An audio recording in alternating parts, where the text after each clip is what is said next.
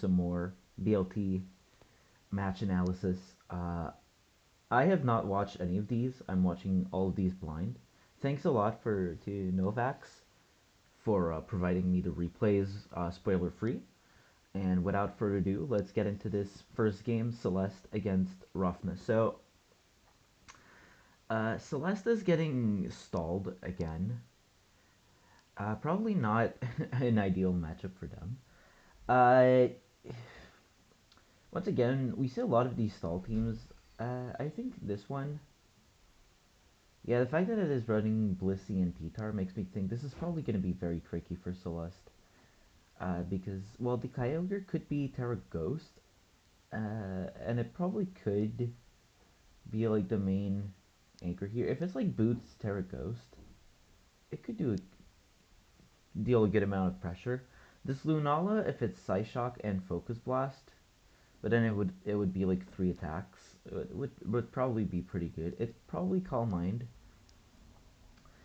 Looking at this team, I feel like this Lunala probably does not hit this Tyranitar, which is not great. The Lando not really doing much. Um, and Koraidon, I guess it could do a decent chunk. Um, if it's like Taunt or Scale Shot also might do, but Scale Shot is also tricky against Gliscor. So let's see how they lead. So yeah, Kyogre, probably the best in the matchup. Um, Switch is right. Okay, so I think that just makes sense from both players to lead like this. Um, Usually you would expect Stall to lead with Gliscor, so that's probably why you would lead Kyogre, but good call on Rofna to instead opt to lead Blissey. This Blissey could be Rocks. No, it just goes straight for the softball, trying to scout if it's Specs water water spout.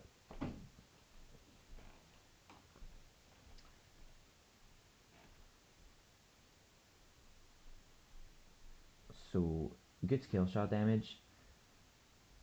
Goes for the SD on the knock. That will remove the dice. So I think that means that the Skeleturge does wall this Koraidon now. Uh, Especially if there's no sun. Unless the Koraidon gets extremely lucky. So yeah, it goes straight into Dirge. Let's see how many hits this gets. Um, 1, 2. And then, yeah, just goes back into the Ogre. Will-O-Wisp? This Will-O-Wisp was not the end of the world for Celeste. Because that means the Kyogre will not be poisoned by Gliscor. It's not great, but uh, it's better than the alternatives. Uh, Not really doing that much progress though against Blissey. Back into Koraidon, this looks really rough off the rip because the Skeletor just walls this Koraidon if it doesn't have dice. The Gliscor is still very healthy. The Ho-Oh is also problematic. The Koraidon is probably not going anywhere. You'd want to keep the Skelly healthy for Dization, but RC is in the back too. And then I feel like the special attackers are just not breaking Blissey Titar. Because Blissey is just checking the Ogre, Titar is just checking the Lunala. I guess it also comes down to Arceus Fairy, right? If it's like Taunt, it can technically, well, it has to somehow beat the Ho-Oh. And yeah, Ho-Oh is taking 2 hits only, not great. I'm probably just gonna Brave Bird or uh, whatever. If it does Brave Bird, going straight into Ogre, I feel like maybe trying to pivot with Lando might have been a bit better because now you don't have your your Kyogre anymore, and Ravna just goes blissfully missing. But this is really hard. This was not a great matchup to begin with, to be honest. Um, Catches, trying to catch a Ho-Oh because you don't want to you don't want to just scale shot into the Ho-Oh. You might as well try to SD, but then catches the Dirge on the SD. Skeleturge can just go for Wisp or Torch Song or whatever it wants. Or Slack Off, that makes a lot of sense. I was thinking Wisp because you can just Wisp the Koraidon and if they switch in a fine position still, but um, yeah, this guy over is dead. Didn't do anything to Blissey. Koraidon back in. This is pretty hard to watch, honestly. Just looks real tough for Celeste. Zacian. So okay, the Dirge is at 100. Does U-turn now? The Gliscor. I'm assuming. Yeah, Rofna is just not scared of Zacian. Would Ryder get a spike to get chip on Arceus Fairy? Because it's the only Pokemon that is really do anything. Just scouts for whatever this Zacian might have, and we'll go Dirge now. And I would just back to this. Dirge just gets the very free Willow. Skeledirge is also very tricky to deal. Um, very difficult for Arceus Fairy to handle.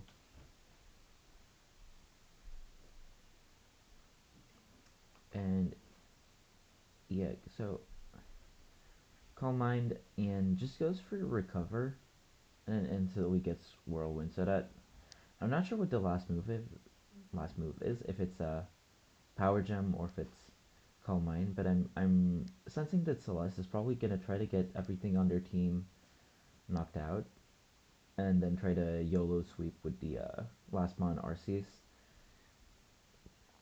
But still have to somehow beat the Blissey and the Ho-Oh and the Dirge. This is a very tall order. This looks very difficult. Um, yeah, I mean, I'm not sure why they are losing their slack off recovery, because I feel like you could just keep the PP and at the cost of not that much health. But um, oh good, yeah. So goes to Luna and then goes sacks the Lando on the double to Ho-Oh and then goes Koraidon and just misses. That's tragic, but you know. Yeah, this Lunala is boots, so it's not really beating this Ho-Oh. It will just fish for a burn and then whirlwind it out. Right back into the Arceus, fish for a burn again. If the Lunala ever gets burned, it will not be able to use Shadow Shield to set up. Uh, and this Arceus is taking a pretty tough beating from these hazards. Um, yeah, this taunt, but it's still dead. And this Arceus, I don't see it beating. Yeah, beating Ho is already a pretty tall task, but then you also have to get past Urge and Bliss. I don't think that's happening. Yeah, pretty tough game for Celeste. Not the best matchup. Pretty tough draw. Unfortunate to be playing into stall 3 times for them. Definitely not great. Anyways, on to the next game, which is underused. So let's see. We have Pote and Molmitz here. So Molmitz team is one. Uh, I don't know if I've seen these. I mean, these 6 UU Pokemon I feel like are pretty. I don't know if I've seen them all together, but they seem to make a lot of sense. Um, Probably gonna be some like hazard stacking type of team, or it could just be like I don't know. I'm thinking this Clotsire might be spikes, but then you don't have a. No, you do have a ghost type. Um, yeah. Huh. And then I'm wondering if it's like defog Mandibus, or if it's just like knock, foul play, roost, U-turn.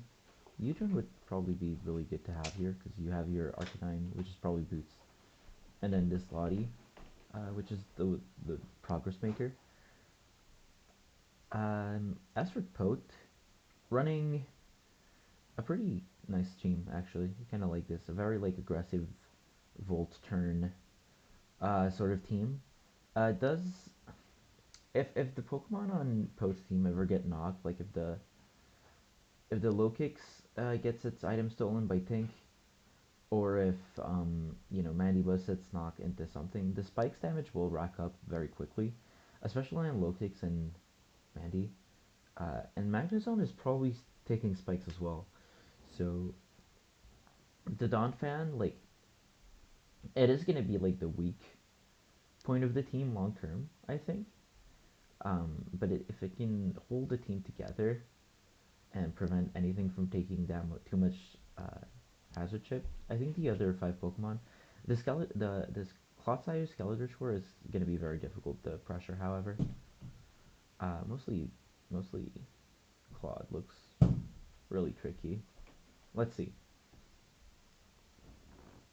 So yeah, I guess Mandibuzz as a lead does make sense because you're expecting, either the Zapdos or low kicks, or I guess Zone. But I guess Zone is pretty easy to guard against. You just go Claude, and then Mandy. I'm guessing.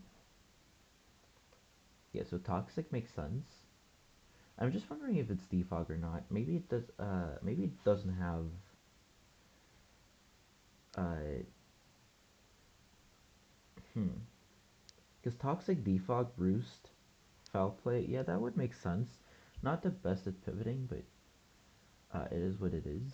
And very nice catch by Pote here. The Clodsire is a very dangerous Pokemon. You probably just Roost here if you're not Roost, Recover here. Because you don't want this being low. And this Zapdos, I feel like is very obviously Scarfed. So either you Scout for a Brave Bird, not really that scared. Oh, the Magnet Zone is not taking spikes.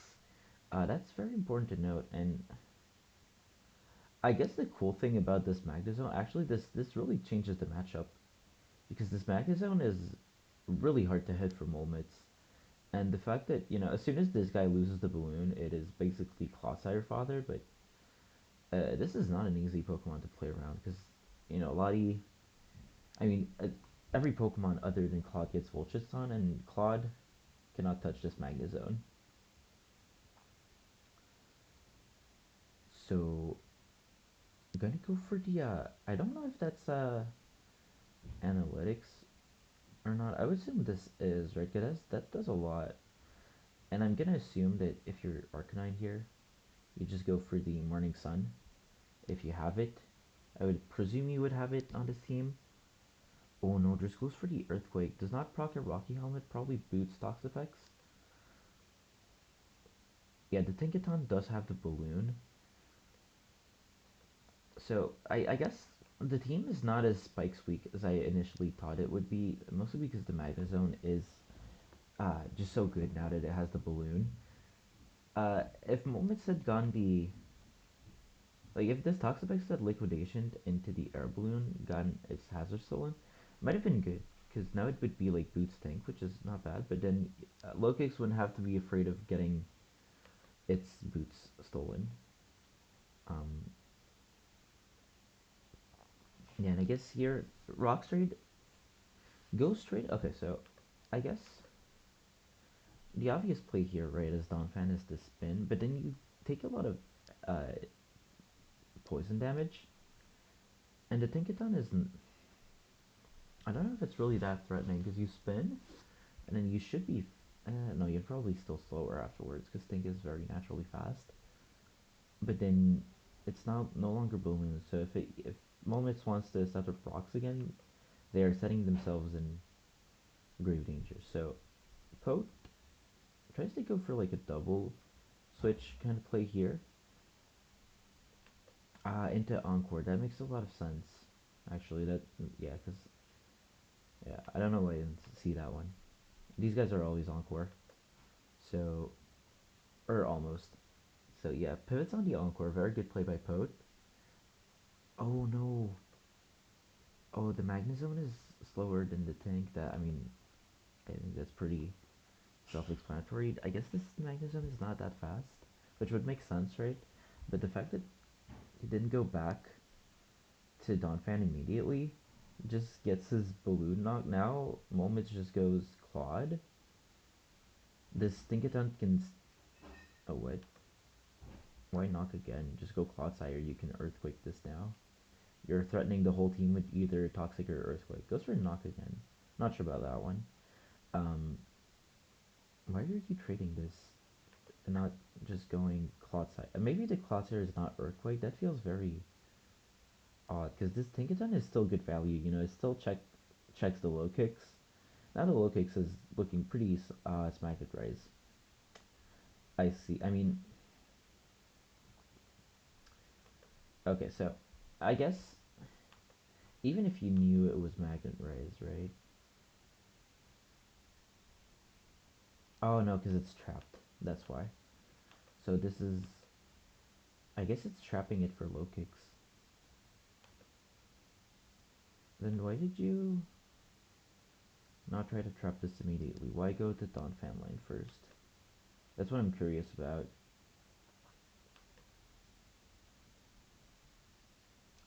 So okay, obviously this guy's trapped now. You're gonna keep going for Nux, and then now you go for the okay. So actually, everything I was saying earlier makes a lot of sense, right? Because now that we know that this Magnezone is really demonic into Molmit's team, goddamn, this is like really good team building by Pote. Yeah, good press. Probably gonna want to keep this. No, okay. Uh, so I guess that the the insight I had on Pote's team is completely wrong. It's like some Magnezone trapper trying to trap the Skarm or whatever, and then it, uh, yeah, obviously a rapid spinner. Maybe he's running double removal, and then maybe the low kicks is actually not boots, which would be very interesting. The fact that the Latios just kills, not that surprising. I don't know if this is like a very sped up Magnezone. This might be Spikes. This kind of feels like it would be Spikes on this team because otherwise this team does not really deal any immediate damage. Now that Clodsire is not the most fun Pokemon to handle. I mean, it never was for Pote, but um, just gonna keep spiking up. Brave Bird gonna do clean 50, but you always recover there to scout. Probably do it again, yeah. And now you probably just try to toxic this or poison jab, yeah, because that's what you have. You want to be hitting like. Uh, I remember running poison jab. What do we run it for again? Again, oh, taunt, right? Because Claude always gets taunted in this tier. Um, Terra Steel the Lottie and gonna give the choice specs to the Mandibuzz for boots. That actually helps out a lot. Uh, I mean, this Latios just looks very tricky mid game. Uh, the Zapdos does not really want to click close combat into this team. So I guess this is also a set that is really good into the opposing team, right? Uh, yeah, just very good heads up play. Catches the Mandy, which is probably not the best target. This probably just goes for U-turn, right? Yeah. Um, but no, yeah, you can just go Dirge or Claude. And the Zapdos is taking hazard damage, so is this Mandibuzz. It might try to just defog. No foul play. I mean that I guess that means the Latios just goes back to high health and then just drops a Draco on Pex. Okay. So I guess Pote here. This is a really interesting game. I'm a big fan of watching this one, especially compared to the previous Ubers games. This one feels very interactive, back and forth. Uh, yeah, definitely a good game right now. Um, so I guess Pote. Uh, the issue here is that the only Pokemon that would really be threatening this body, the Zapdos and the Lokix, are kind of in a predicament trying to even come in. The Mandibuzz, whatever it does, it has to lock itself into something, and it is taking 25 every time. And the Zapdos, you cannot really click anything that safely. Claude, if you CC the Claude, you just lose a lot of momentum. U-turn does keep the momentum, but uh, POTUS kind of digging themselves whenever the Zapdos takes Hazard Chip. This looks really tough now. Um, the Lottie really just put on a lot of pressure, and the Magnezone looked really solid. But that's because it wasn't the set I was thinking of. I was thinking it was like a balloon pivoter, but um, yeah, I guess this is Pote's one. Yeah, good catch on the Dirge. The Dirge is not really that essential to checking any one particular mon. So I get that moments would want to, maybe risk it, and then the Donphan will take poison, and then you can actually risk your Skeletorch here, because then the Donphan either it dies and you keep the hazards up, or like, yeah, so moments, you're also just faster. I mean, I guess that means the Donphan is just dead, right? So you just, the obvious play here would be to just Earthquake again, but Poe opts to keep the sack, think he might need it for later. This looks really tough for Poe though. Good knock, but I think it's too little too late, because now you just go for like a Wisp, or another Slack Off makes sense too. And then you Wisp the Pex, and then you can, this Skeletorch kind of just beats the end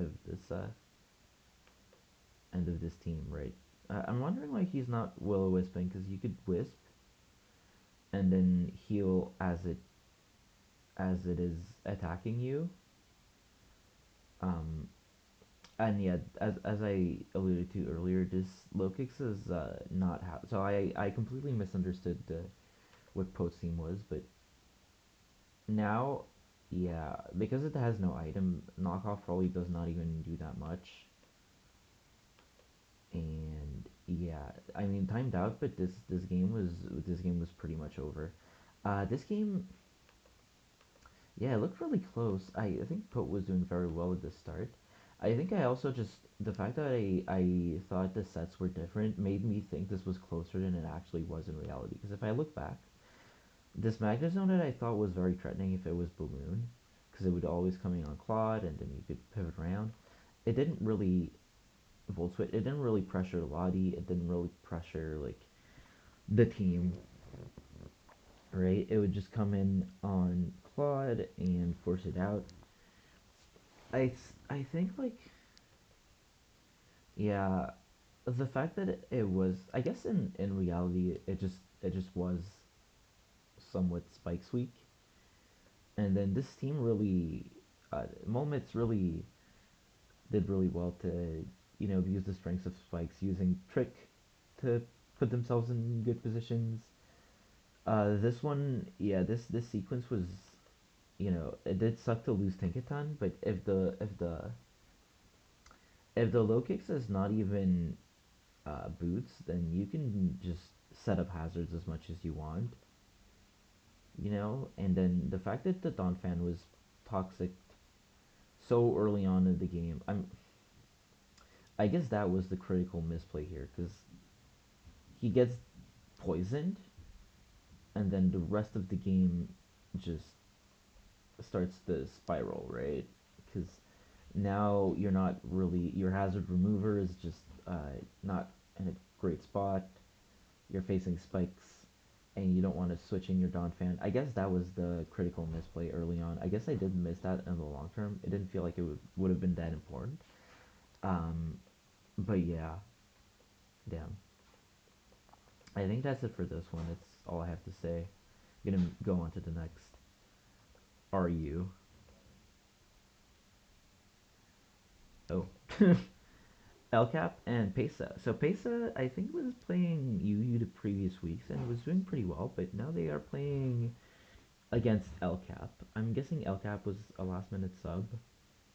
I feel like I would have spotted if they were a starter. Anyways, LCAP using standard LCAP uh, hyper offense. I'm surprised Pesa, when they learned that they were playing LCAP. If I were Pesa, I would have just gone hard stall. There's no real point in trying to play these like honest balance builds. This is a really nice looking team by Pesa, but I think, if I were Pesa, I would have just gone, you know what, this is a well crafted team. I am keeping this for next week. I'm going hard stall against the guy that always loses to hard stall. But anyways, probably gonna be like a Scarf Flamingo with, I'm thinking this Mega could be boots, or it could be choice as well. So I'm gonna have to keep an eye out for that. This Rachi or the Crook is probably the rocker, and then if it's not, if it's like a support Jirachi with rocks. This is probably banded, and if this is rocks, uh, then this Jirachi might be like more offensive. Maybe it's like Psychic Noise or something like that. Jirachi is always a very scary Pokemon. Gonna lead Cleavor for LCAP. I feel like that's the obvious LCAP play is to lead with the Suicide lead. And Jirachi goes for Iron Head straight up, which makes me think this might be Scarfed. And then no, okay, it is just rocks. Rocks, and so the Crook is probably Choice Band. Yeah, fast Jirachi. Wait, yeah. So this Jirachi is not Scarf. It is just naturally faster than Cleavor, and it's running rocks, Iron Head, Encore, and I'm guessing probably leftovers with a Body Slam. So you get that nice paraflinch, that nice paralyze into. Okay, no, it's just U-turn. And now the Crook is looking very threatening. You can just knock off here into any Pokemon, and it is choice banded, and it just just kills. Jirachi is the fact that it doesn't have Body Slam does make it a little scary here, because you just have to U-turn, and you get Intimidate, but you just have to sack a guy, right? Yeah, Mega just dies, and then Crook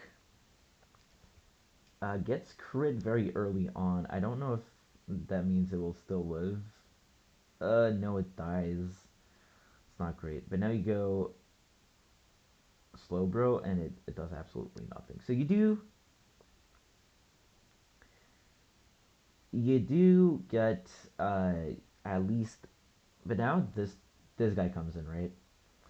And I'm not sure what on Pace's team is gonna check this toxicity because it's gonna go for this, and then it's gonna go for the very obvious overdrive.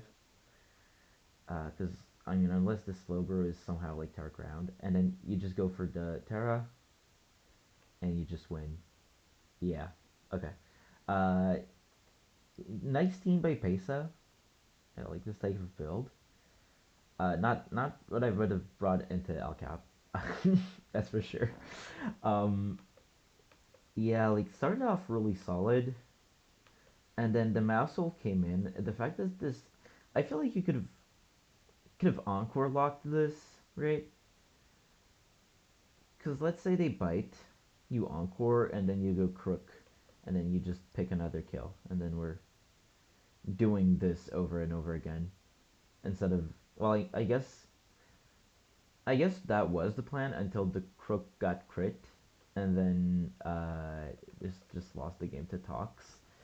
That's really sad. You hate to see it, but um, I mean, I guess that means Alcaf has the same number of wins as I do, so I have to put respect on the guy. Anyways, I think we're ready to move on to NU. NU. Gondol and Ziri. Oh, that's a very interesting match. Battle of the Koreans. Not that often that you see not one but two Koreans fighting together. Uh, Ziri always makes these very interesting teams. Um, lost last week to Intelion. Decided, you know what, I can use this guy too. And pairing it with double poison, not really something you would typically see, but the fact that Overcool is dark and that this guy is immune to water makes this a pretty potent defensive core. I think somehow not defensive core, but they don't stack weaknesses other than ground, and then you do have like the triple ground immunity, so double poison, triple ground. Very interesting build. Gondol, you gonna go with something a bit more. It's not that orthodox. I would assume this is some hazard stacking team with a Florges. This is not a Pokemon I see that often. And this year, I'm very curious to see how I'm honestly not even sure what either of these teams are. These are very interesting teams. I feel like the rocker could for Gondol could be Uzi, or it could be the Dunsparce. The Ziri could be also a hazard stack team, but he's running double poison. I'm not really sure how I would play this matchup from either side. Honestly, this is a very very tricky one. Uh, does not go directly into Toxicroak. I guess respecting the Earthquake, Toxicroak should be able to handle this Tauros very handily if it is not Earthquake, but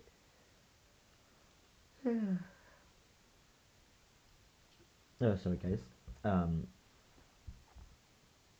Tauros, Gligar, not gonna try to go straight for the Earthquake, just gonna hit what is right in front of him, as Zeri just opts for the U-turn, does not want to risk the Earthquake. Into Overquill, and it triggers the eject pack, which is very interesting. So, eject pack towards probably like a pivot with close combat. Both of these teams are very heavy on spikes, but I don't know if either of them really want to be fighting these longer drawn out games because they're not stacking that many boots. Gonna go for, yeah, spikes trade. Goes for C. I'm surprised that we don't see Toxic Crow coming out ever. Um, but the Chandelure does come into a very nice position here. So this Shandy, the Ghost Resist is Rotom Heat, which is not great.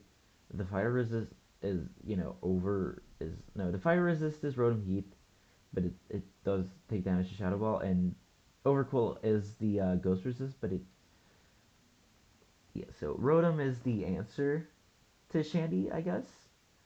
The Chandler could also be Pain Split, and if it does have Pain Split,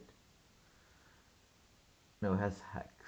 So this Chandler here, very good pivoting around it by Zeri, but the Chandler it could still come back later mid game and wreak havoc. Uh, mm, I don't know how Gondol knew, but this Overcool might not be as fast as as a Chandelier, but I'm guessing they know that this Gligar is very fast because of the damage it took earlier.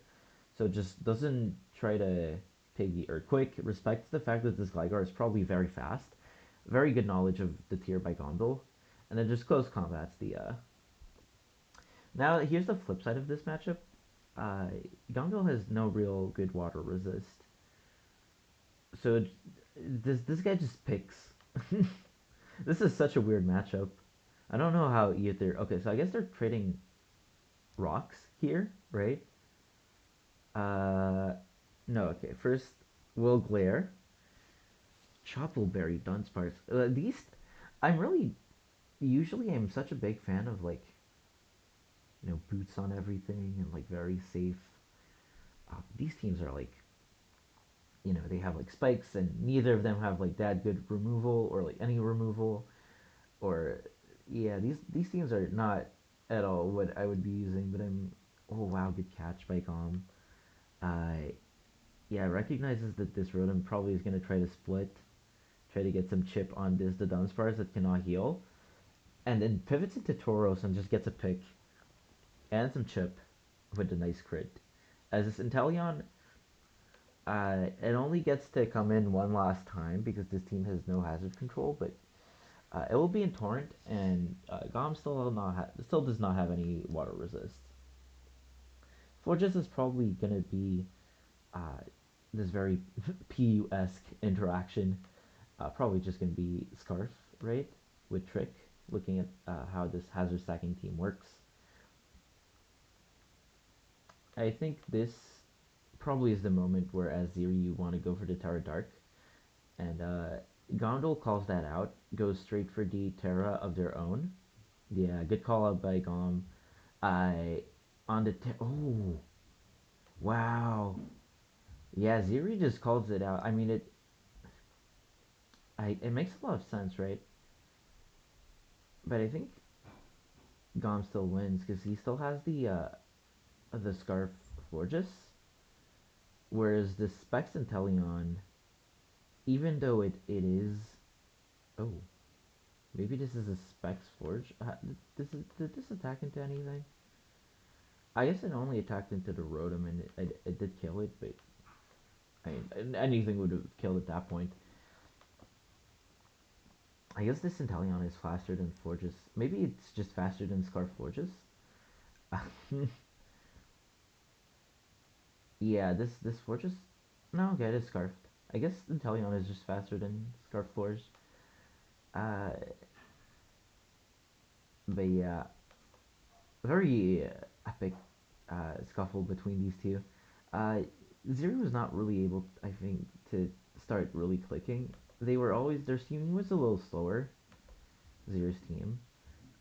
They could they were not really able to pivot into the Pokemon that they wanted at the right time. Like here, the Overqwil could have started doing stuff, but then the eject pack just called it out. And then here, like this did way too much damage for this Bronzong, which is probably very Spadef to handle Articuno. And then this Chandelure did a chunk to everything. And then yeah, the fact that everything on Gotham's team just seemed to put on more pressure, and then got the call out right on the turn with the Terra Fairy, and then yeah, just cleans it up. Well played by Cool team by Zeri 2 just did not really pan out. This is a really nice team. Very very like craftsman like, I guess you could say. I don't know how I'd call it, but very interesting. Anyways, moving on to the second to last one, which is going to be this PU game between Ghost Alex with a very nice custom avatar. His name is Slickles. I don't know what team tournament this is. And Duke of Kings, a very tournament room farmer type of player. Uh, I'm really curious to see how well Duke will do because I do think they're genuinely a very good player. As for Ghost Alex, I'm sorry, bro, I'm just not that familiar with your game, but I'm willing to learn. I like Duke's teams a lot off the rip. Uh, nice fire, water, grass, defensive core could be a defensive Wo-Chien on this because otherwise you don't really have that much to fall back on. You only have like your Slowbro kind of, your Rotom kind of. Uh, this is a very like pivoty offensive team with like strong breakers in Heracross and Tatsu, whereas Ghost Alex also has a very aggressive team, a double dark offensive team. I'm thinking this might be a Dragon Dance Crafty because of the fact that it's paired with Sneasel. Maybe they are trying to warn down uh, common threats. This Sneasel also just looks very threatening looking at this matchup. It is Duke's team. If this is not Scarfera, which it might not be, this team is very slow, and this Sneasel is just gonna be clicking knockoffs, just gonna be clicking triple axle. Nothing on this team wants to take knockoff or triple axle. Woach can take knock kind of, but does not want to take triple axle. Rotom does not want to take a knock. This guy does not want to take a knock. Hera does not want to take anything. Rhydon does not want to take knock into triple axle, and Tatsurugi does not want to take any type of damage whatsoever. Uh, Yeah, these are very interesting teams. Ghost Alex teams, I feel like, there was a Salazzle here, but I guess Salazzle's not that popular anymore now that there's Globro back, but feels like it would be very dangerous. But um, yeah, let's see how this goes. Yeah, very good catch by Ghost Alex here. This Crafty is very solid into everything, and if this Heracross is Choice Scarf, then you can very easily pivot around it with Palisand, and you don't need Palisand to check Palmot. As Duke of Kings opts to just trade this, I don't know how I feel about this. Maybe they think what I thought earlier, that this would be some kind of Dragon Answer because it is paired with the Sneasel, but it could also just be like the normal Rust set. And the fact that Ghost Lex just leads with it makes me think it probably is Bulk Up Rust. Yeah. So I don't really know why you're fishing for Shell Sidearm here. That kind of seems very overly risky for no reason. Because this crafty, yeah, you do go for the toxic, but it will just it will just shut it off eventually. right? Maybe not. And you have to. Oh, okay. I guess Duke just finds a way somehow to pivot the Heracross in. So I guess this whole sequence worked out really well for Duke because they somehow just get the Heracross in. This Scrafty is sleeping and goes for the Scarf close combat. I'm assuming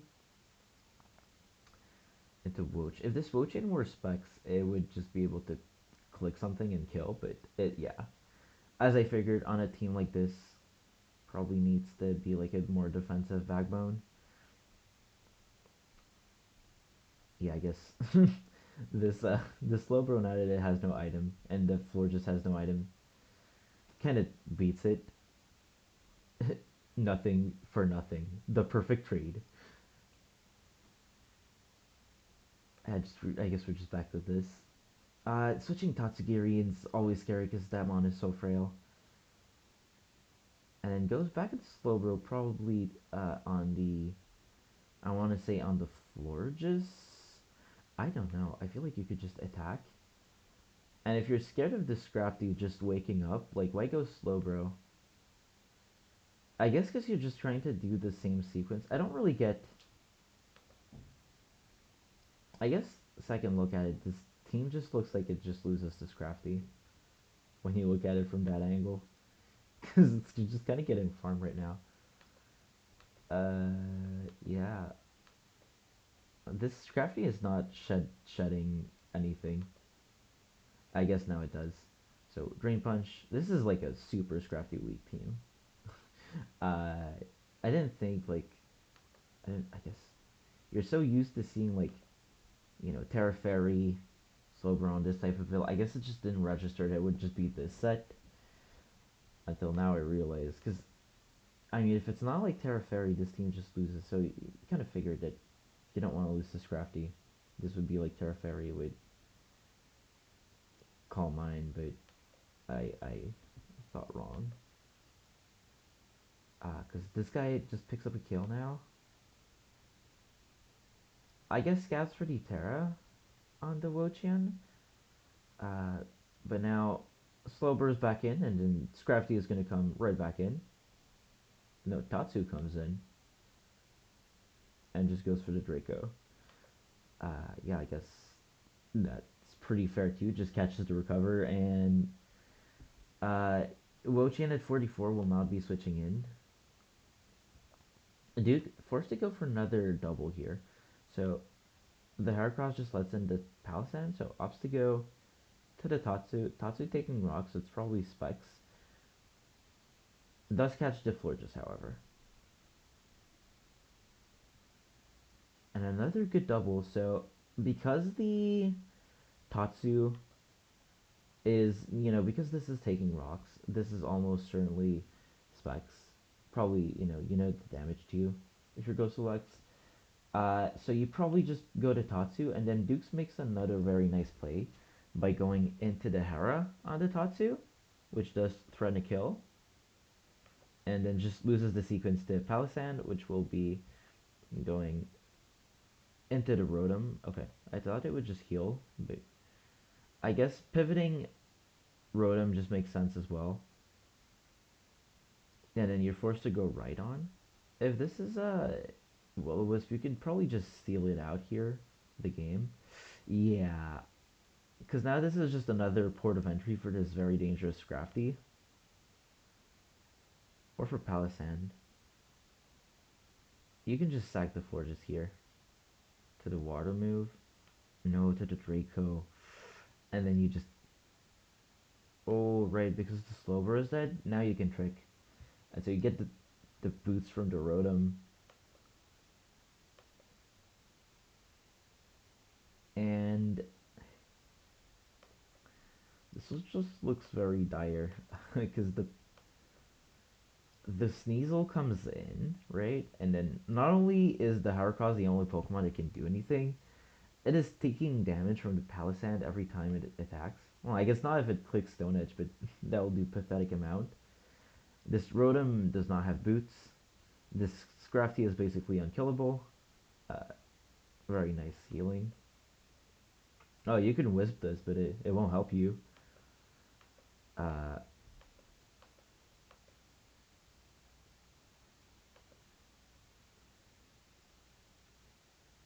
yeah. And just opts to go for the Terra Poison and just cleans it out. Oh, well, does dodge the Draco, but can just go Sneasel right after and knock knock. And you're out. I guess I'm just curious about the team choice. Because this seems like it just loses the Scrafty.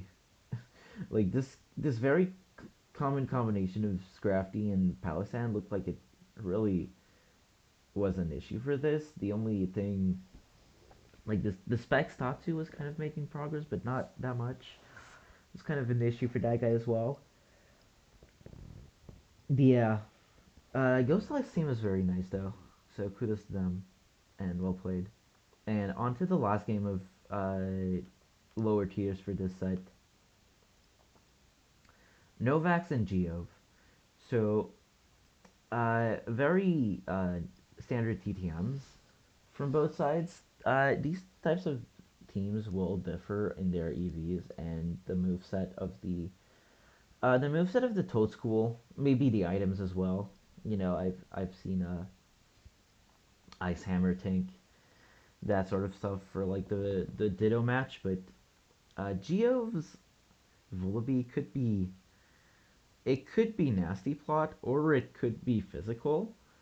And then Novax's Elekid, I'm thinking mixed might be good here, or Terra Grass. Not Terra Grass actually, because you don't really need that. Uh, but still would be good, right? Anyways, I'm thinking both of these are like fast Mianfus, and then Geove might have the better matchup here.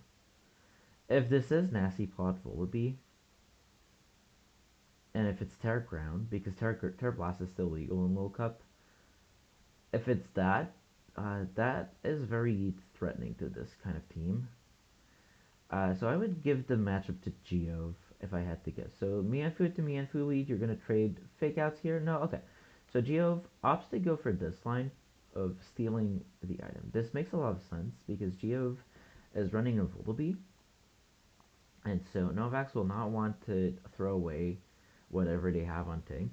Because let's say this is a Terra Blast Ground Vullaby.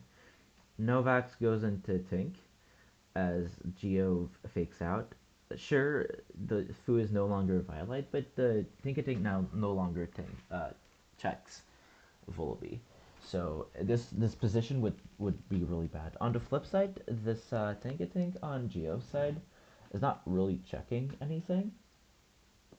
Not really, right? So it's a lot more expendable, and you might as well use it. Yeah, good catch by Novax. So Novax, I guess, recognizes the situation very well. Actually, that's a very good play by Novax. Recognizes exactly the position I was saying, that Geo was, Tinkating was very expendable. That it was gonna be air balloon, and instead of trying to play the knock mini game, just calls out directly, and just goes for head jumping. Very very good play by Novax. Um, and then I'm thinking this is a fast Mianfu, so normally you would just high jump kick again, because you don't. Well, or if you go for, yeah, so that makes a lot of sense. And then here you can knock off, and now Novax is really in the driver's seat. The Vullaby could still, you can always lose the Nasty Claw Vullaby. As Geo's, I feel like you always want to fish for the sludge at first, because the Mianfi always goes for knock. If it gets poisoned, it gets poisoned. Uh, but yeah, because I guess if this is poisoned, you might lose the head smash. Not real. Not sure. I'm not sure, but I feel like you always go for the. Okay, and I don't know about that ice beam, because now that this Marini is knocked, you always go to your own Marini to fight it 1v1, and you go for Sludge Bomb. Why not just Mud Shot? Yeah. Unless they go hard Vullaby. Hard Vullaby feels like a bit of a wonky play. I'm surprised that Geo went for Encore there. I'm even more surprised Novak stayed in because you could get like knocked by the Tinkatink, uh, just all around ungood stuff. And being the Violet Marini in this type of matchup is very good. Um, I feel like had I been in this position, like after sledging, you can just go you know to something else, maybe Toad on the rocks. Goes for it now, and then what? Wait, so this Toad School is okay. So that's very interesting. Normally Toad Schools are for 17 speed. I'm guessing this one is like either 14 or 15. I'm guessing it still wants to be faster than Sandshrew Alola, so it is 15. But it just accepts that it will be slower than Vullaby and Mienfoo, which is very interesting. Uh, Normally, maybe it spikes and that's why. But as you see here, Geo obviously expected this to be faster and to go for spin. But the fact that it's slower and goes for spin, very, uh, very good awareness and very good like spread and completely understandable play by Geo. As I don't know how I feel about this for Novax. If you're not gonna double out, yeah, because this is scary, right? Because losing the balloon on this is the one way you lose to Terraground Vullaby. I'm guessing it almost certainly is like max speed with Encore, so maybe they are banking on that, right? Uh, T spikes. What? Why is it T spikes? Why does this Marini have T spikes without Gothita? I feel like that does not really make any sense. I don't get that one. Why is it T spikes? You're not trapping poison types. Like there's like a million poison in this tier because there's. I don't get that one. Yeah. I mean, I guess it does catches the. I mean, I guess because the thing is, I feel like T spikes is just so easy to play around in this metagame. Well, not easy, but there's the toxic spike setters are so good that everyone is running some sort of answers to T spikes. And then this sequence right here, I feel like, well, you do have to. The fact that she gets Toad School in, it does mean that it takes a lot of damage, but at least you're not letting Tinkatink in. And you do get to trade Rapid Spins. Maybe this was the time to go Vullaby.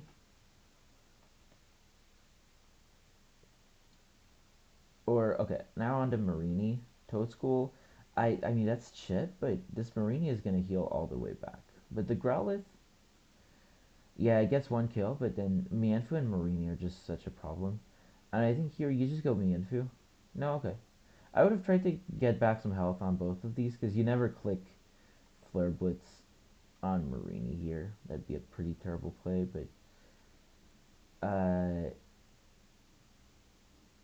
yeah, I guess here tries to go for the Think steal, does get it. Geoff kind of caught sleeping into wheel there. Um,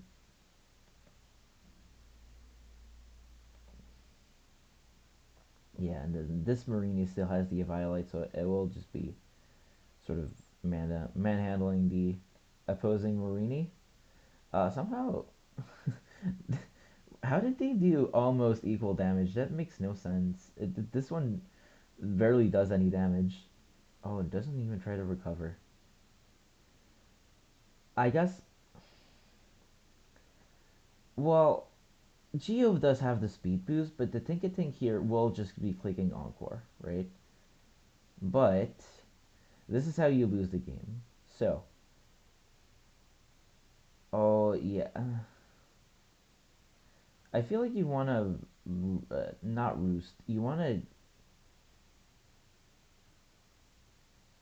you want to find some way to nasty plot, right? I'm guessing here you nasty plot. Why are you not nasty plotting? I guess it's because you don't need to, right? I feel like nasty plot just makes a lot of sense. Man, Volbe's so broken. I'm not sure about the Terra. I guess I'm guessing this was the misplay. If this has been like head jump kick instead of U-turn, this Volbeat would not have been in this position. And yeah, here I'm surprised Geo does not try to just nasty plot. But the fact that it's Roost and not Anger, that would kind of make sense, right? I'm just very surprised they're not nasty plotting. Okay, tries to get some health back. This does nothing. Yeah, see, like, just be getting like much better damage. I guess that means Geo pulls it out, right? Yeah. Yeah, Terra Ground Volby, man. Uh, yeah, Terra Ground Volby, man. I swear to God, that Pokemon is something else. Uh, yeah, I mean, I guess you don't need the nasty plot. You just kill everything. Uh, yeah, yeah. Shout outs to Nasty Plot Volby. Certainly a Pokemon of all time. I do think like, yeah, it's just hard, right? Because it's obviously it's easy for me to say like, don't like. Obviously, the mistake was this turn, right? Where this pretty good position went from like, if there was like a chess analysis, it would go from like all the way towards Novak to like all the way back to Geo, right? But this is just the power of Nasty Plot Volby, because I think if you click knock, or because if you click knock, you can just high jump kick right after, and at the very least, this Volby, if it would lose to Marini, right? Because you would do the exact same sequence, but then you wouldn't have Mienfu. So then I guess you would have to play a speed tie with the Growlithe, which seems unpleasant. Yeah, that's really tough. I guess here you have to do something other than U-turn. That's for sure. Because this kind of lost the game. Oh, that's so tough, dude. Yeah. I'm not sure, honestly. This was a tough matchup to begin with. This is like a super easy misplay to make. I guess because you always lose to this guy last. Um, a similar sequence happened in my game actually, where I had to position my Mienfoo well, and then and and trying to avoid losing to Shellos, I lost to Stunky beforehand, but would have lost to Shellos anyways. Another tough matchup. Yeah, yeah. That's all I have to say for these games. Thank you for watching, and bye bye.